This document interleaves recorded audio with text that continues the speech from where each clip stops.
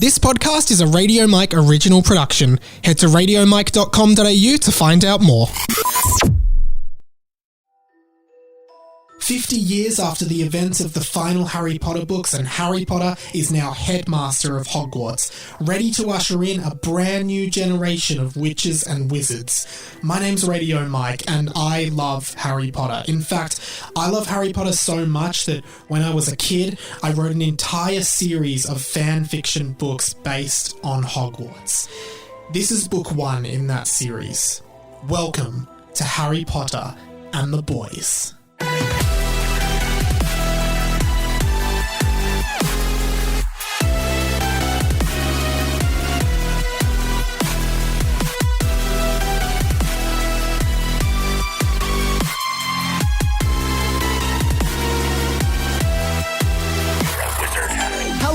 Nimbus 2001s, welcome to Harry Potter and the Boys, a fan fiction podcast by me, Radio Mike. Alice Tovey joins the podcast this week. Welcome to Harry Potter and the Boys. Thank you so much for having me. This is my favourite fan fiction, Harry Potter, all of them really. It's your favourite fan fiction just of all time? Of all time. Surely not. No, it's pretty good. Really? Yeah, That is such a compliment because obviously, and you've heard the show, we talked a bit off air about this, obviously the writing is really strong.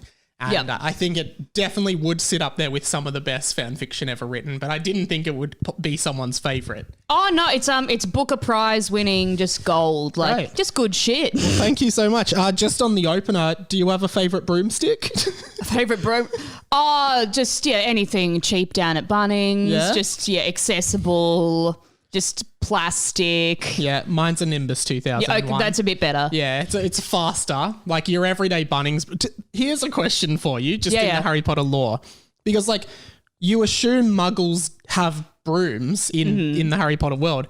Can those brooms fly, or do you have to enchant a broom? Or are brooms, innately able to fly? See, I'm so curious about that because I'm just picturing someone who didn't quite get the memo just swung by a Mitre 10 or a Bunnings, just is standing on the ground of the Quidditch pitch being like, dang. Yeah, mine doesn't fly. Mine's just for sweeping, unfortunately. Yeah, you sweep. You clean the pitch now. Can you go from, if you're a wizard, can you just be sweeping your bedroom, or not your bedroom, you're sweeping the floor in your kitchen and then you're like, 5 o'clock, time for my appointment, you fly, then you get on the same broom you were sweeping, you fly there. I'd love if just all household cleaning appliances were enchanted. You just jump on your Roomba and surf. You jump Hogwarts. On your NutriBullet and the blade that spins actually propels you through the air. Like one of those fairy toys where you rip the cord and it just flies. Like a Beyblade. Like a Beyblade.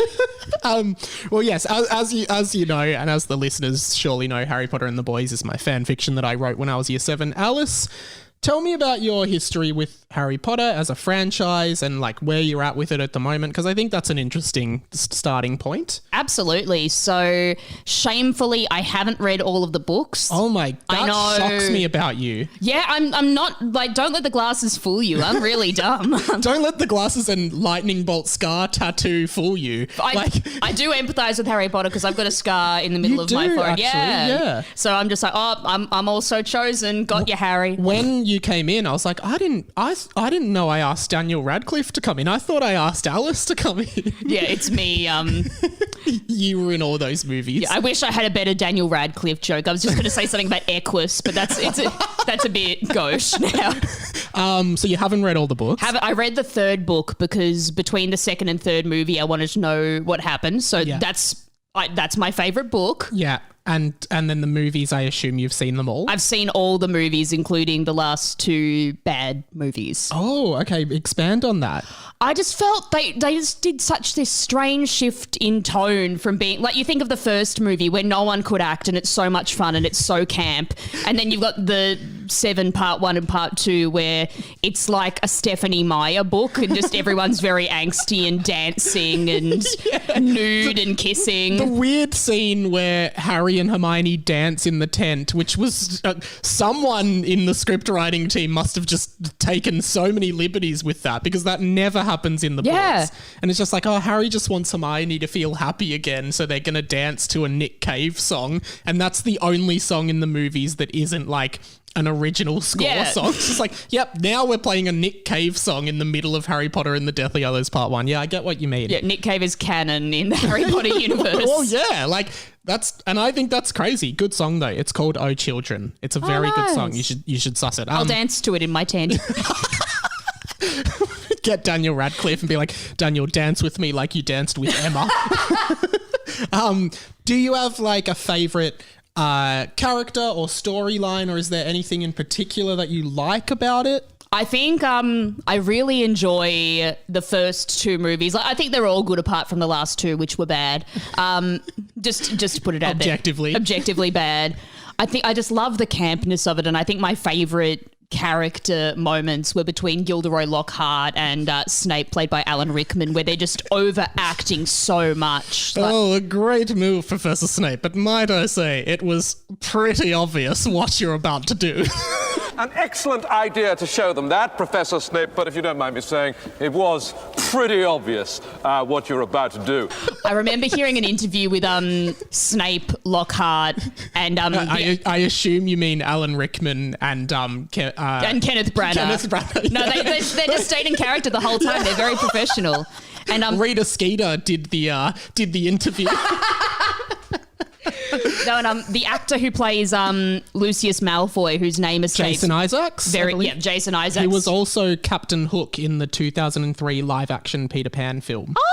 So he has a knack for playing zany villains. Well, apparently they were trying to see who could overact the most without the director telling them to pull back. Really? Yeah. Oh, that's a great way to sabotage a film. Oh, but it's so just that moment. It's so good. When he grabs Ginny Weasley's book and just that look, I'm like, that's high camp. That's drag. You know what I think about the Chamber of Secrets movie is that, and I'm surprised J.K. Rowling let this get through, at the end of the film, Lucius Malfoy tries to murder Harry by using the Avada Kedavra spell in the middle of a hallway of a school. Like, surely someone was like, oh, do you think he'd actually try to murder this young boy in the middle of a hallway? Like, just because he freed his slave? Like, that seems pretty drastic. Also, he still kind of remains on, like, the Wizarding Parent-Teacher Association after all that. Like, he's kind of around. It's like, sorry, Lucius, you tried to murder a student last year. Like, I don't know I think you should be in jail. Like,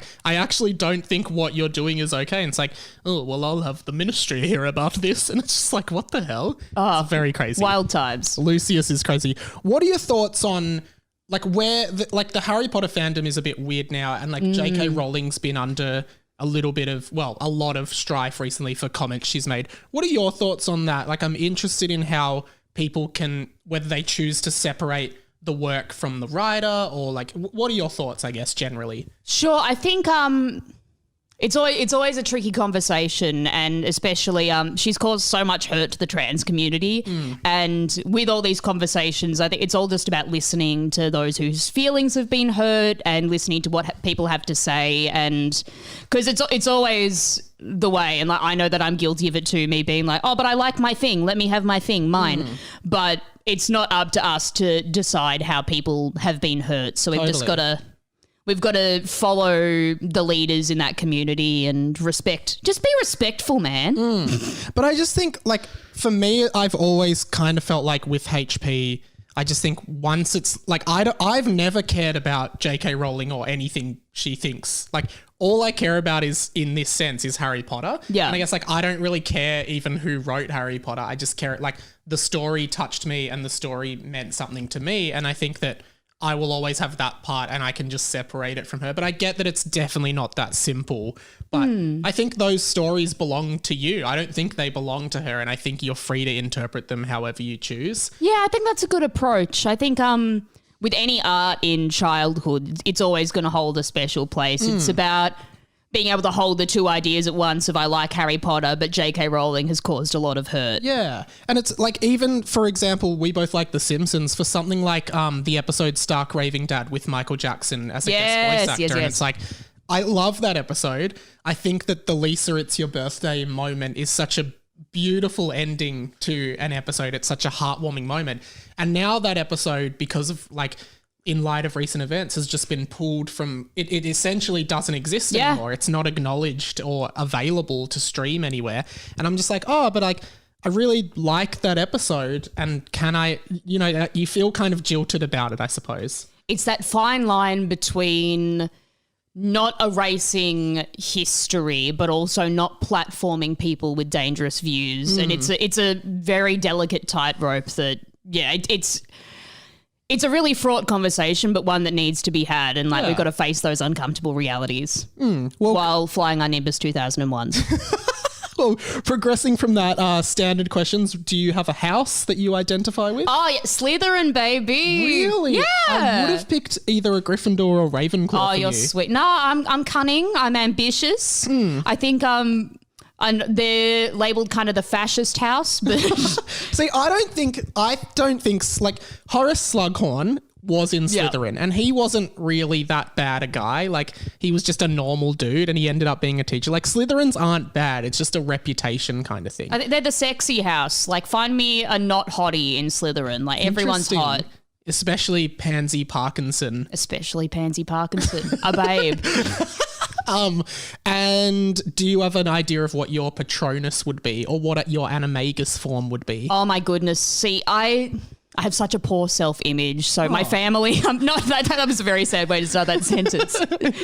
My family for years, they buy me sloth things. I have so much sloth paraphernalia in my house because they're like, Alice is a sloth because she's asleep all the time, which is true. But so I guess a sloth just kind of through gentle bullying throughout the years from members of my family. So if you Patronused a sloth, do you think it would ward off the Dementors, or would it just be like, sorry, I'm a sloth, I'm lazy? The Dementors might be like, oh, that's cute.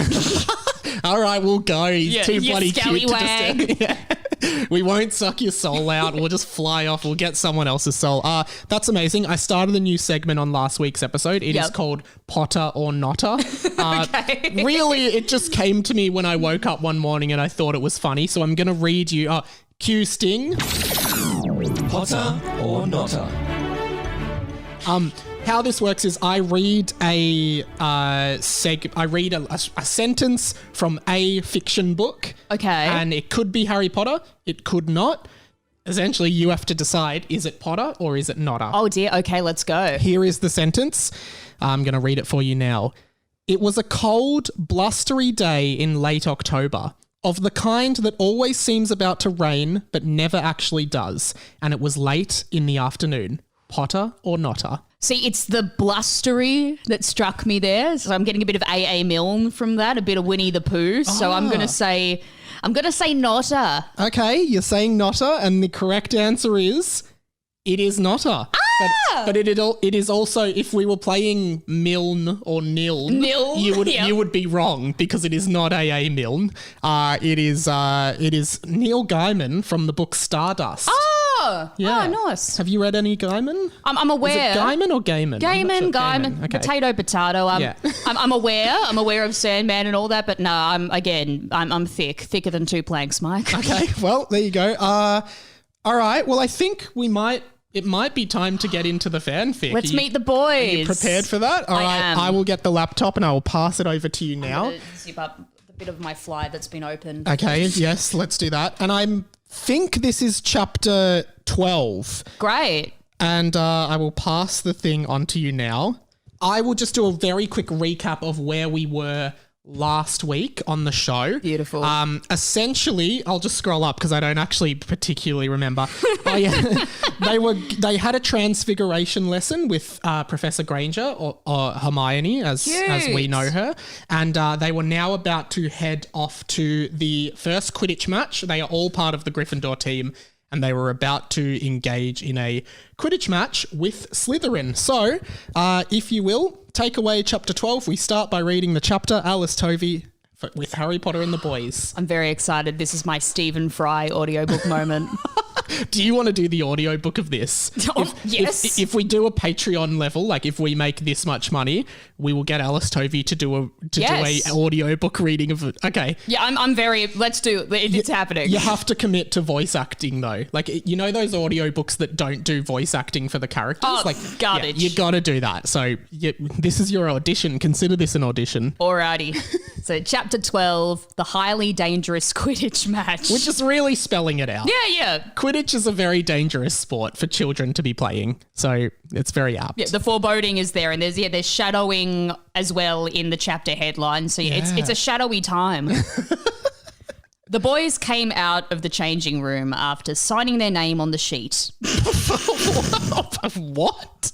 Admin's so important at the time of the Quidditch match. I think they were in the last chapter. They were registering for a Quidditch competition, which is different to a Quidditch match. So maybe that's what they're signing. Yeah, I should have specified that. Yeah, it's like, hey guys, sign your name on the sheet to check in for Quidditch or something like that. Tim told them all the Slytherin players. Tim is the captain of the Quidditch team. Right. Yeah. Now their keeper is Harrison Jonas, he said. The three chasers are Sam Banning, Nick Carron, and Hilda Hadley, just really spelling out the side characters. Okay, picture this. I don't know if any of these characters ever appear outside of this. So don't get too attached to any of these Slytherins. Oh, and I stand them. They're so hard. The beaters are John and Squidvius Mooney. What interesting brothers. All right, let's call him John and we'll call him... What about Tom? Nah, Squidvius. Yeah. Oh, natural. And their seeker is Alexander Rock. And this is in parentheses. Yep. By the way, that character called Squidvius, don't ask. I have no idea how I came up with that name, but basically John and Squid, and this is parentheses within the parentheses. Oh, so it's a double parentheses in a way. Yeah. Okay, wow. So this is the narrator explaining to the reader, hey guys, I know it's weird too. Yeah, but just taking a step aside like that. Squid is short for Squidvius. Are third years that are twins. Okay. So he said John and Squid, and then the brackets open and it says Squid is short for Squidvius, in case we didn't know. Yeah. Yeah, okay. Squid is a cool name. G'day, guys, I'm Squid. It's a good name for a squid. Yeah. G'day, guys, I'm Squid the Squid. Parents weren't too creative. Yeah. I just love that image of there's just an inexplicable flying squid in the middle of the match. This is my brother John. He's a human. I'm a squid. We're twins. We make it work. Yeah. We go on adventures. They all flew up to the middle of the pitch. The commentator was Jordan Lee. Parentheses, no pun intended. Is that a pun? I don't think it's a pun, but I believe that is a reference to the fact that the original Quidditch commentator was Lee Jordan in Harry Potter. So that's a deep cut. It's not really a pun, is it? It's a play on words. It's a play on words. And can I say one piece of trivia? Did you know that Lee Jordan in the movies of Harry Potter is the same actor that plays... Have you seen Community? Yeah. Do you know Pop Pop? The Pop Pop guy? It's the Pop Pop guy. That's Lee Jordan. Pop. That's the best trivia I've ever heard. It's Harry so Potter crazy. or otherwise. Yeah, it is so crazy. I love it. Oh, you should just... I'm going to call them Pop Pop from now on. Okay. The commentator was Pop Pop. A sixth year. Cool. Harry Potter stood up. Before we start the game, he said, I would just like to remind you that Derek is a disgrace to all wizards. And that's a recurring joke, comes up in every chapter of the book, so it's good we got it in early this time. Really laying it on thick. Yeah. Is Derek just in the audience of the Quidditch match and he's just like, why does this keep happening to me? I'm doing my best. Yeah, I want to transfer schools. But I want to go to Durmstrang. Is that the Victor Crumb school with the angry dance when they enter the hall? Cool. Yeah, Durmstrang's the Russian school where it is speculated they teach students the dark arts there. Yeah, the dark arts and gymnastics. Yeah. I can remember the fourth movie, just people doing backflips in the hall. It's like, all right. All right, guys, today you've got triple gymnastics and then double dark arts. It's like, what about math? No time for math. Yeah. Then more gymnastics. Backflips. We really need to nail this opening to Hogwarts. We need to show those guys what we do here. Well, I can't spell, but watch this double axel. This is Harry. He winked at Madam Hooch in a sexual way, and the game had begun. So much to unpack about this. So he stands up, he insults a student for the umpteenth time of the book. Then he looks at the Quidditch referee, who was once his flying teacher, and winks at her in a sexual way. Does this imply that there is some kind of sexual relationship happening between them? Oh, that's deeply problematic. That's like some Emmanuel Macron shit going on. And also, what is a wink in a sexual way? Is it like... It's like, I guess, a wink and like a licking your lips, like, so that's creepy. That's very creepy. That's too much. Yeah. Too much sex in a wink. Okay, so Harry is clearly... Just waving a dinger while winking. That's not on. This is family show. Harry Potter was supposed to be a family book. I've just totally corrupted it. And how does poor Madam Hooch respond to this? Oh, there's no, she doesn't get a response say. For that. Okay, yeah, this doesn't pass any form of the Bechdel test. Pop began to commentate. Pop. Hi, and welcome to the first Quidditch match of the season, Gryffindor versus Slytherin. Hey, look, Madam Hooch has released the quaffle, and the game has... It's like he's like caught off guard. Hey guys, welcome to the... Oh, whoa, look, she's released the quaffle. Oh, that makes me... I just like the idea of Eddie Maguire being like, oh, she had a ball. Yeah. Oh, the referee's done the bounce. It's time to start the match. What the hell? Yeah, a goal was kicked. This is crazy, you guys. Just literally spelling out everything that happens, which is what sports commentary is, really. Oh, yeah, and just, all filler. All hey, look. All filler, no killer. Look at this. Sam Thompson has got the quaffle, and ouch, he's been knocked off his broom by John Mooney, Squid's brother. Yes.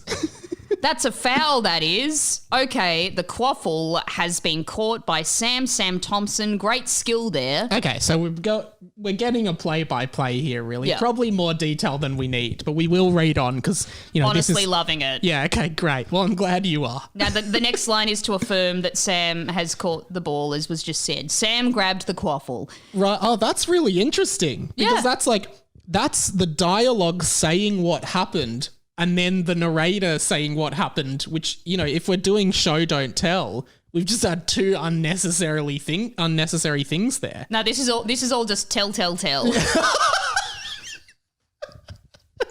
That's what I learned at writing school. Tell, don't show. Tell. So Sam grabbed the quaffle. He saw his brother fall to the ground and got angry. He flew around Mooney. We don't know if this is Squid or John. He flew around Mooney. I guess it's John because John was the one he was closest to, Probably but we John. may never know. We need to go into the deep lore. It is possible we'll never know. And threw the quaffle straight through the hoop. And this, I assume, is Pop. A great goal. A great goal by Sam Thompson there, shouted Jordan Lee. Pop, yeah. Gryffindor takes the lead 10-0. What do you think of Quidditch as a game? Because it's so clearly made for Harry, the Seeker, to be the superstar. Nothing else really matters. It's a OHS nightmare. Yeah, especially in the third one when the Dementors come onto the pitch and stuff like that. Crazy. And they're like, you know what? We're not going to stop this. Yeah. Dumbledore's like, I want sport. Yeah.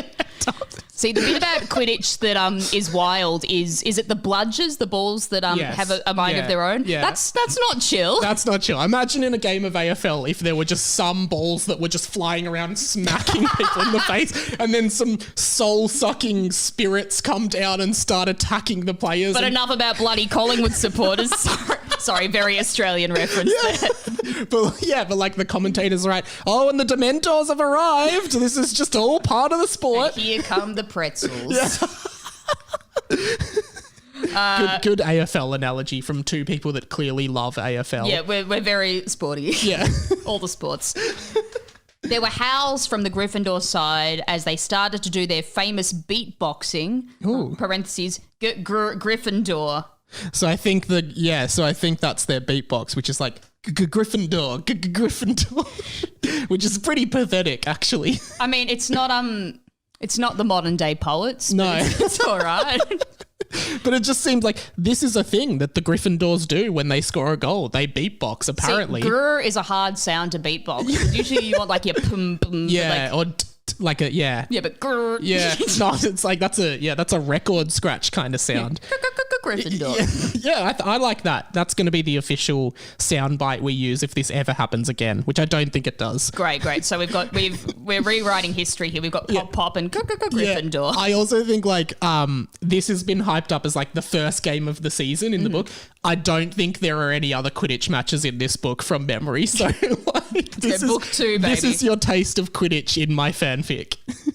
All right. So Sam flew away from the goal, but was whacked on the head with a beta bat by John and Squidvius. With one beta bat by both of the Mooney twins. So were they holding it at either end and just went like kunk?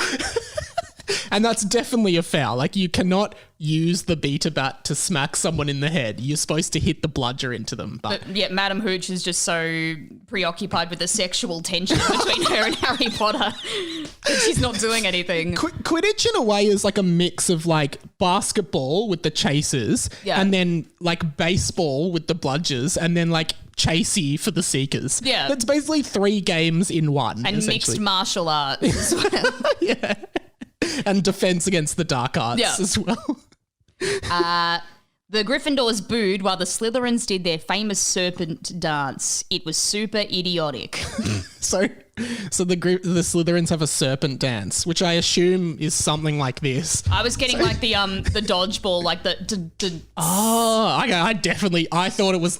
That's not idiotic. That's cool. I think this is pretty idiotic. I'm doing it in the video version of the pod. Yeah, Mike looks like an idiot, a sperm, for lack of a better description. It's very sperm-like. Like the Simpsons ep where Homer's just swimming around. Okay, serpent dance. Yep, the serpent dance. So Michael was looking around for the snitch, but he was also wondering why the Slytherins were getting away with this. Fair.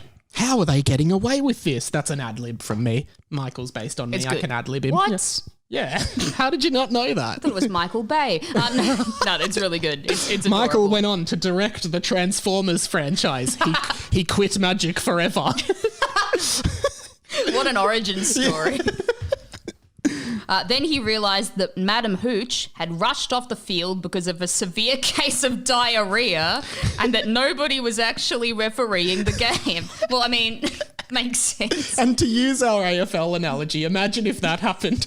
All the rest like, I'm sorry, I've got diarrhea. I have to go. And then all of the footy players are just still playing. Doesn't make sense. Oh, no, as someone with IBS, like, can relate. Also, diarrhea is spelled... I don't know how to spell diarrhea, but I know it's not D-I-A-R-E-A-H. Yeah, it's not that. It's definitely not that. What is it? Good attempt. I mean, I got it. Yeah. Diarrhea, spelled like a drag name. Yeah, interesting. Tim was worried because 2 players on the team were knocked out and there were only 4 left. So did the narrator miscount and then just instead of rubbing there was it out? 1, 2, 3, 4, 5. No, 4 left. Yeah, instead of erasing it. No, gotta go. We've got a deadline. Lockie was suddenly knocked off his broom by a rogue bludger. See, OH&S. Those rogue bludgers. It was as if Lockie was asleep. But Lockie started to see strange things in this sleep he was in.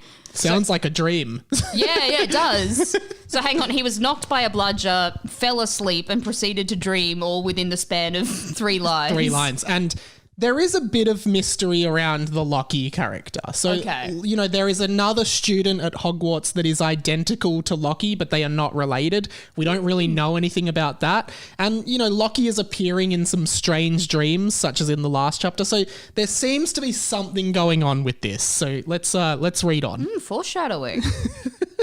Every good author does it. I mean... And some of the bad ones. You decide. Booker Prize winning stuff here. He saw the green light that dimly lit the dark room they were in. So is this his dream? I think this is a dream. I assume we're in a dark room. Okay. It was not him, Rob and Michael. It was him and Derek. Ooh, a disgrace to all wizards. Yeah, but maybe a bit evil as well. It seems pretty evil because green light it's not a reference to the Lord song, which was not written at this point. I think green light in the Harry Potter franchise is a bad thing because it represents the Avada Kedavra spell. Ah, yeah. Because that's a green spell. There you go. I'm loving it. So not forget Lord, think death. Can't forget Lord, not at a time like this.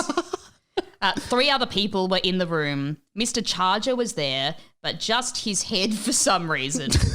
The basilisk was there as well, the exact same one that Michael had described. It had a star on its head. That is on the front cover of this podcast, by the way, as is Mr. Charger. So go check what that out. kind of, is it like a pentagon No, star? it's just a 5-point star. Right, great. Like a clip art star. Beautiful, that's perfect. A Microsoft Word clip art. I'd love more clip art on the snake's head, like the rainbow font that just says... Cool. Oh, that really tickles me. I love clip art humour. Yeah. That's my first experience with it, but I loved it. Oh, God, remember making a cover for an essay in clip art? Yeah. Michael's essay, different clip art. Holes by Louis Saka, essay by Michael Liberali, all in rainbow clip art. Then there was the hairy man whose body was covered in hair. Oh, makes sense. Yep. This is a lot of this imagery was in the last chapter as well. Right. So it seems like we're revisiting that one chapter later. Well, but suddenly he awoke on the ground. The game was still going, but he was being carried off, rather, to the hospital wing. Okay. He looked beside him. Luke also had been taken. So a lot of falling off brooms, hitting the ground, getting taken to the hospital. Yeah, dreaming about hairy men waking up immediately before any plot ensues. The head of one of your teacher just floating around, and another boy from your class is there. I mean, I've had those dreams. Like, have you? Well, no, I constantly dream about high school. Like, I had a dream last night. I was in a school musical and Beyonce went to my school and we were just woefully underprepared. So, like, it happens. Come on, Beyonce. Yeah. We have to learn the lines. Yeah, it's the opening number. Beyonce's like, I didn't even want to do this. Yes, you do, Beyonce. Michael. Sorry, in the dream, was Beyonce... Like, was she a young Beyonce, or was she Beyonce as current famous? day Beyonce. So she's gone back to school and she's in a musical. Yeah, she must be in Les Mis. Yeah. Master of the house. Oh, what a recasting of that film that would be. Have you seen the Seinfeld ep where they have that song from Les Mis stuck in their head, and George is like, Master of the house, keeper of the series. So good. But this is a Harry Potter podcast. Not a Beyonce or Seinfeld or Les Mis. Oh my God, can you write like a Michael Seinfeld universe? Mike. Michael, Rob, and Tim were left on the field. Okay. Slytherin had somehow gained 150 points and were now leading Gryffindor 150 to 10. So does that mean they caught the snitch? Is that 150? No, you just get 10 points per quaffle goal. So I assume they've gotten 15 quaffle goals. But killing it. If I think what's happened here is I've tried, as a 13-year-old, I've tried to send up the pointlessness of Quidditch, because now if they catch the snitch, they're 10 points up, so they'll win. And I think that's probably what will happen. I mean, it might, But it is true. Like, clearly Slytherin is playing better than Gryffindor, right? Yeah. They've scored 15 goals to 1. And then if Gryffindor catches the snitch, they just win because they happen to have 10 extra points. Yeah, it's really, it's not a game of skill apart from one player. Like, you need a Usain Bolt of a seeker and everyone else can just be like, Yeah, and the other thing is there broomstick regulations? Because, like, in the Chamber of Secrets, they specifically say the Nimbus 2001 can fly faster than the Nimbus 2000. So, like, for a seeker, that matters. Like, shouldn't all seekers by default have the same broom? Otherwise, it's... man, it's about who has the most money. Yeah, exactly. Just like real life sport. Yeah, pretty much. A great light shined as bright as the sun. Oh. Tim, who was afraid of shining lights, fell off his broom straight away. Some people are scared of the dark. Tim's scared of the light. But him walking through the lamp section of IKEA must be a freaking nightmare. He'd probably hate dying because of the light you see when you go to heaven. He'd be like, oh, no, I've got to go back. He'll never die. It's like, I'm not walking into it. That's why Voldemort wanted to create Horcruxes, because he was so scared of bright shining lights he didn't want to die. Oh man, I've been there. Yeah, I'm afraid of maggots, but still. Rob and Michael were left on the field, and even worse, they had no keepers or chasers left. Rob thumped a bludger with his bat, and it luckily hit Squid Mooney. Boy Squid! Yeah, I actually am growing to like Squid, so that's sad. I'm looking forward to the John and Squid spin-off series. The Mooney brothers. Oh, that's cute as. Yeah. One is a John and the other's a Squid. It's the Mooney brothers experience. What are the Mooney brothers up to this week?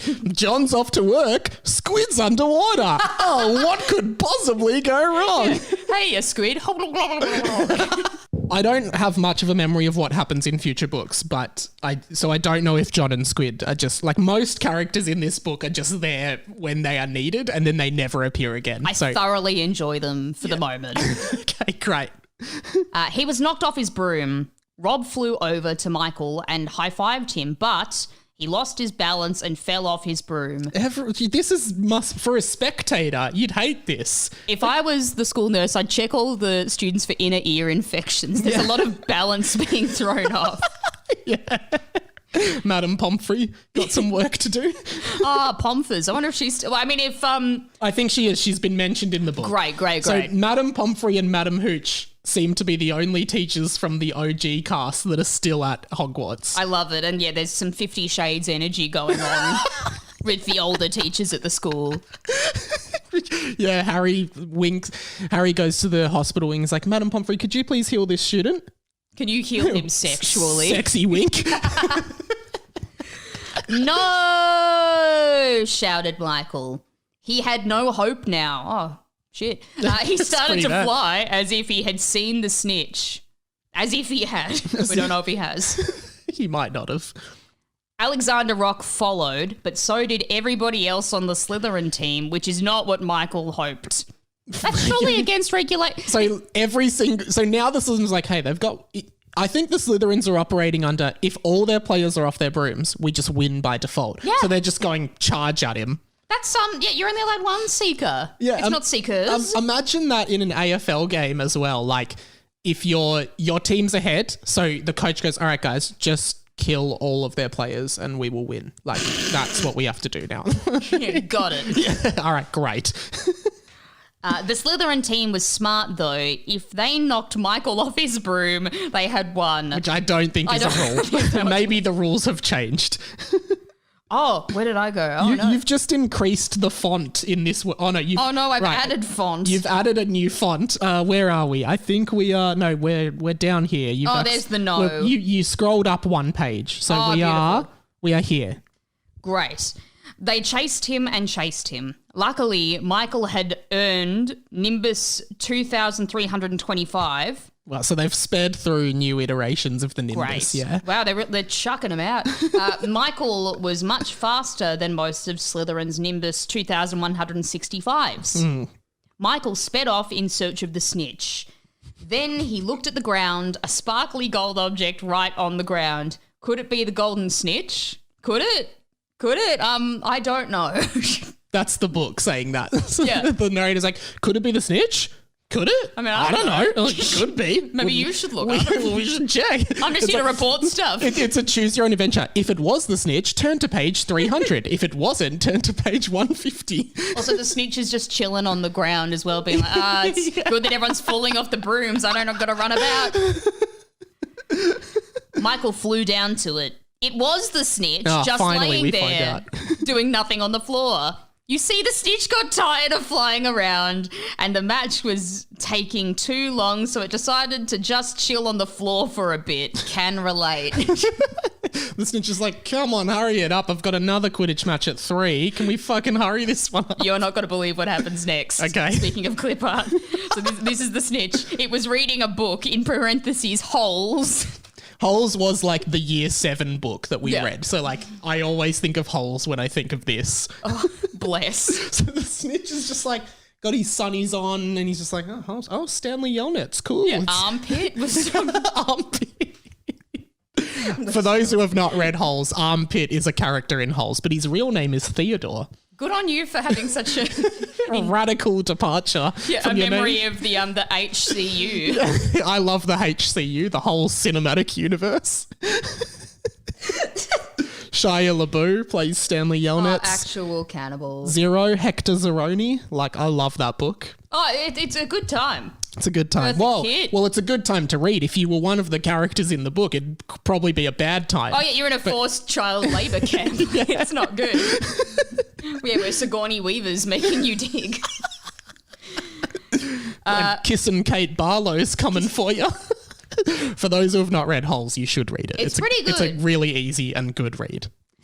It was reading a book, Holes, and had sunglasses on. And Even a the little snitches towel. read it. Yeah. And a little towel. A little towel that it had put down and was applying sunscreen at the time. But it has no arms, so it's just like rolling. It's got wings. Oh, right. So it's got its like little... dabbing itself in, yeah. Oh, God. That's really cute. He picked it up. Nobody seemed to notice that he had just caught, or really picked up, the snitch. Michael walked off the field feeling satisfied. No one realised that Michael had caught the snitch, so the game kept playing. Hold it up, Mike! But so all the Slytherins are just still flying around, and there are no other players on the pitch now. They're just still playing. I'd love it if this turned into just a book club, that the snitch is like, what do we think of Holes?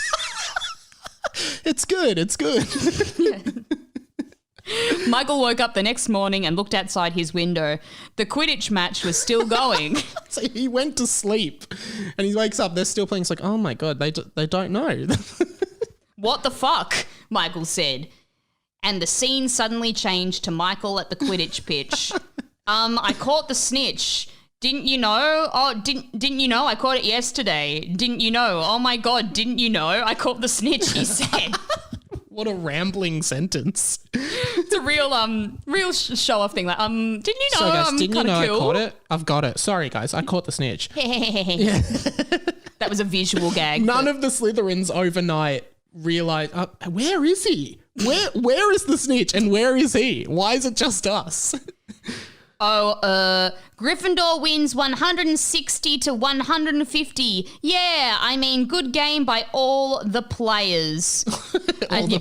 Parting words from Pop Pop. Is it Pop Pop? Because it's not like, it doesn't say said Pop Pop or said Jordan Lee. It's just open quotations, quote quotations. No, I want to believe in my heart that it's Pop Pop. I think it is Pop Pop. Well, that's the chapter. That was wonderful. That was an adventure and a half. I'll take the laptop off you. Please. Thank you so much for reading My it so pleasure. well. So many people fell over. Yeah. What do you think of that chapter? Like, do you have any predictions for what might happen? Oh my goodness, I imagine that there'll be some rage on Slytherin's part, but it seems something's building up with Derek. I think Derek's not as thick as he seems. Or as disgraceful as he is made out to be by his headmaster. Yeah, okay. I also think Harry and Hooch, like, keep an eye on that. Don't go into the broom cupboard anytime soon. Yucky. You might see. I've got one email this week, and weirdly, we have an official correspondent on this show. Her name is Amy. Hello, Amy. She has written into every episode so far. Oh, that's so kind. This week, as far as I am aware, Amy has not sent in an email. Amy. And I'm kind of concerned. I assume she's just stopped listening, because why would you listen to this podcast? But we did get one from Adam Aitken, who has the same initials AA as Amy, because Amy's surname starts with A, but I can't remember it. So fabulous. Yeah. We've got a different AA. We've got a different AA. He says, hey bro, been listening to Harry Potter and the Boys. Legendary, I must say. Very funny stuff. The Sorting Hat chapter had me laughing so much. I was crying tears of joy. Oh, that's cute. very nice. And then he says lol and did 6 laughing face emojis. Perfect. That's how you know it's actual laughter. And then almost in true Harry Potter and the Boys writing style, after the emojis, he says, just like these emojis. And then he says, keep it up. But that was Adam, yes? Yes. Adam, that's so kind. Thank you. That's really lovely. Thank you, Adam. That is very, very kind. Alice, this was so much fun. Will you come on again maybe later in the book? Yeah, man. I'm excited to see what are those boys going to get up to next? What are those rascally boys going to do? I don't know. Alice, what can we plug for you? I assume you don't do any Harry Potter related content. I mean, not yet, but I might. Now you might. You're going to write my John and Squid. The John and Spin-off. Squid spin-off. You can follow me on Facebook, Twitter, and Instagram. I'm on Instagram at altove, ALTOVE, or just search Alice Tovey on wherever good social media is found. And But none of the bad social media. No, I'm not on. What's that awful Vero. right-wing one? Ah, didn't that get banned? I think it did get banned. I don't know what it's called. Well, I'm not on that. Yeah. It's yucky. But yeah, just go to my website, alicetovey.com, and I'll post shows up there when they're happening. Awesome. Thanks again, Alice. And radiomike.com.au to find all my other content. There's a bunch of stuff like Mike Plays Games with Friends, which me and Alice are going to record an episode of, and my other podcast, 20th Century Boy. Tell your friends about this pod and leave a review on iTunes and email in radiomikepod@gmail.com. I will catch you later. You, what did I say? Oh, you Nimbus 2001s. Yep, stay magic. See you later, guys.